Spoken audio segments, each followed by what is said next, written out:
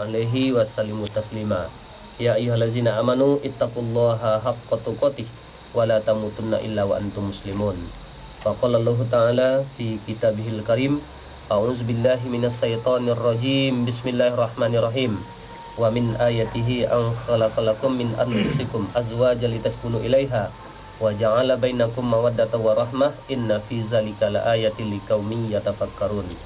Wa qala aidan ya ayyuhan nas inna khalaqnakum min dzakarin wa unsa wa ja'alnakum syu'uban wa qabaila lita'arafu inna akramakum indallahi atqakum innallaha alimun khabir.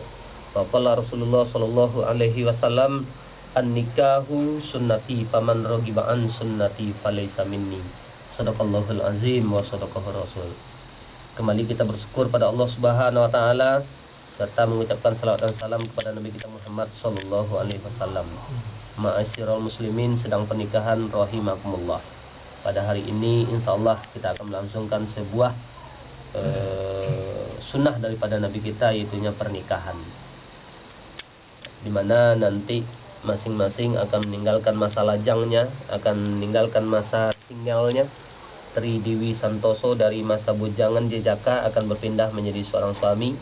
Begitu juga Yuli Reviasni dari gadis, dari perawan, akan meninggalkan masa itu dan akan berpindah menjadi seorang istri. Karena akan berubahnya status Anda, tentu di pundak Anda masing-masing sudah ada beban dan tanggung jawab. Pertama Tri, nanti sebentar lagi Anda akan menjadi pemimpin. Yes, akan, kalau ibarat presiden itu akan dilantik, akan diambil sumpahnya akan menjadi pemimpin.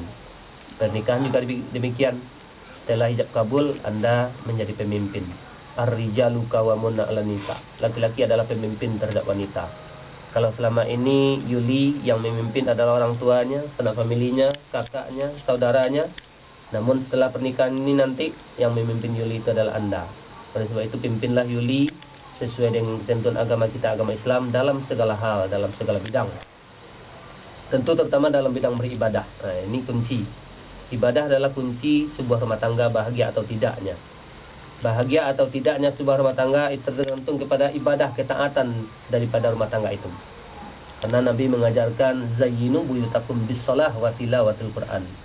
Sebuah rumah tangga akan terasa indah, akan terasa bahagia jikalau rumah tangga itu menegakkan sholat dan banyak membaca Al-Quran. Nah, jadi ini kunci utama. Itu tandanya bahwa ibadah, ketaatan adalah modal utama dalam membina sebuah rumah tangga. Kata Nabi, kalau ingin rumah tangga itu bahagia, maka isilah rumah tangga itu dengan menegakkan sholat, lalu banyak membaca Al-Quran. Kalau selama ini baik Yuli maupun Tri, masalah ibadah yang dua ini diabaikan atau ada yang masih ditinggalkan, maka berjanjilah dari hati yang paling dalam, berjanjilah dengan Allah Subhanahu wa taala akan memperbaikinya, akan merubahnya, akan meningkatkannya kepada arah yang lebih baik. Karena orang kalau sudah rumah tangga itu istilahnya menempuh hidup baru.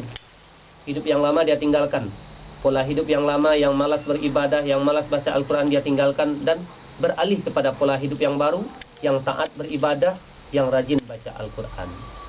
Itu semua gunanya bukan untuk siapa-siapa, bukan untuk orang lain, termasuk bukan untuk Allah Subhanahu wa taala, tapi gunanya adalah untuk Anda berdua. Kalau ingin rumah tangga bahagia, maka ini mutlak harus dilaksanakan. Jadilah apa yang diajarkan oleh Nabi, baiti jannati.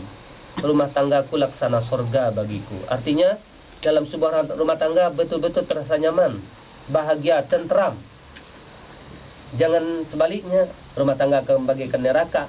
Tidak ada kedamaian, tidak ada ketentraman, sering terjadi pertengkaran antara suami istri, antara anak-anak dan sebagainya. Itu berarti rumah tangga bagaikan neraka.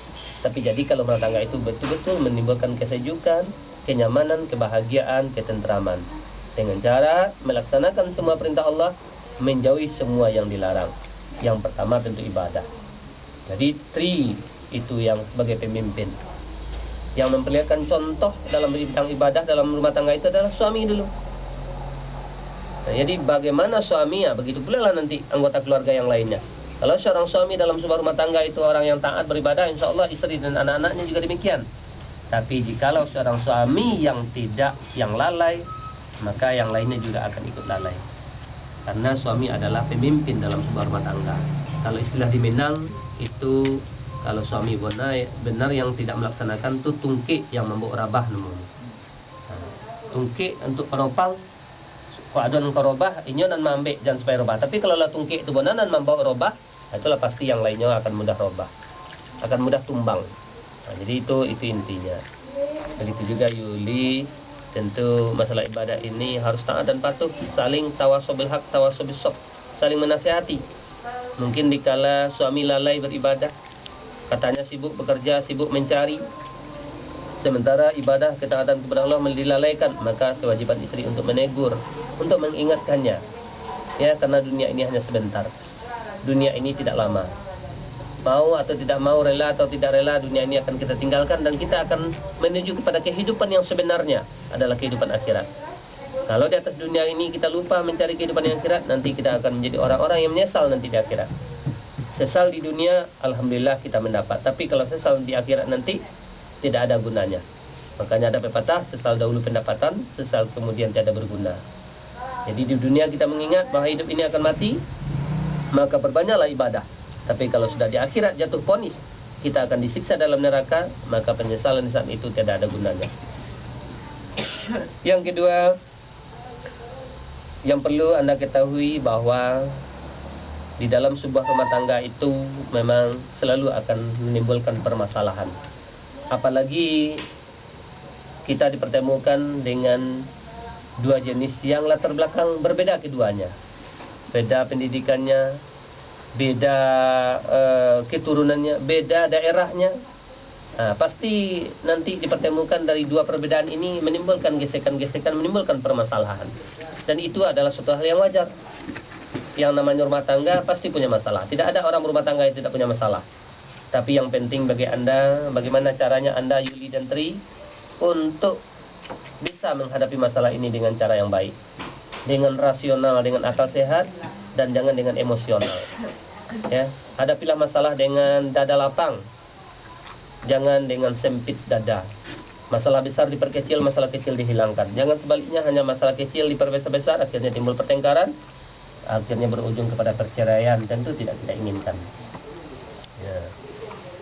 Setelah itu juga kami ingatkan, setelah sebelum tadi kami suruh untuk minta maaf, restu, ridho dari orang tua, itu penting.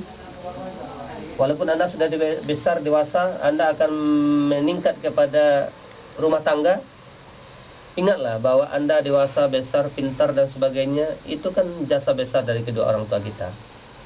Harus kita ingat masa yang lalu. Apalagi ibu kita yang telah mengandung kita 9 bulan dalam keadaan wahnan ala wahnin, lemah di atas kelemahan. Dia tidak pernah menyesal, dia tidak pernah mengeluh, mengandung kita dengan ketulusan hati, dengan kesenangan. Dia bawa kita kemana pergi. Setelah itu penderitaannya tidak cukup sampai di situ, melahirkan kita. Melahirkan itu bukan gampang. Itu bersabung nyawa antara hidup dan mati, entahkan hidup entahkan mati. Tapi demi anaknya tersayang, dia lahirkan kita. Dan belum berhenti sampai di situ, dia besarkan kita. Dia sapih dulu, dia susukan kita 2 tahun. Ya, waktu menyusukan kita, begitu penderitaan seorang ibu. Kadang-kadang badannya sakit, lelah, ngantuk dan sebagainya. Dia ambil nasi untuk dimakan, belum lagi tersuap-susup nasi, terdengar anaknya menangis, minta disusukan. Dia tinggalkan nasinya. Dia tangguhkan makannya. Dia lupakan apakah dia sakit, apakah dia lapar, dia lupakan saja. Yang penting dia anaknya, dia susukan, supaya anaknya tidak menangis. Begitu sayangnya seorang ibu kepada kita. Belum lagi mendidik, mengajar, menyayangi kita. Istilahnya jangankan nyamuk yang akan menggigit ya, yang akan menghisap darah kita, lalat saja yang hanya sekedar hinggap tetap diusir. Begitu sayang orang tua kepada kita. Hanya sekedar hinggap, hanya mungkin sekedar menggelikan kita, tidak menyakiti kita, tetap diusir oleh seorang ibu. Belum lagi bapak yang banting tulang istilahnya, peras keringat siang malam, panas dia tahan, hujan dia tempuh demi mencarikan untuk anaknya. Demi anaknya yang bodoh menjadi pintar, yang kecil menjadi besar, yang tidak berpakaian supaya berpakaian. Itu seorang bapak mencarikan kita. Jadi oleh sebab itu, walaupun kita sudah menikah nanti, yang namanya jasa kedua orang tua kita itu jangan pernah kita lupakan. Bagi orang tua, kalau ada imbalan materi, ya kita berikan. Itu pun kalau ada. Kalau tidak, ya sekurang-kurangnya budi baik kita harus kita perlihatkan pada orang tua kita.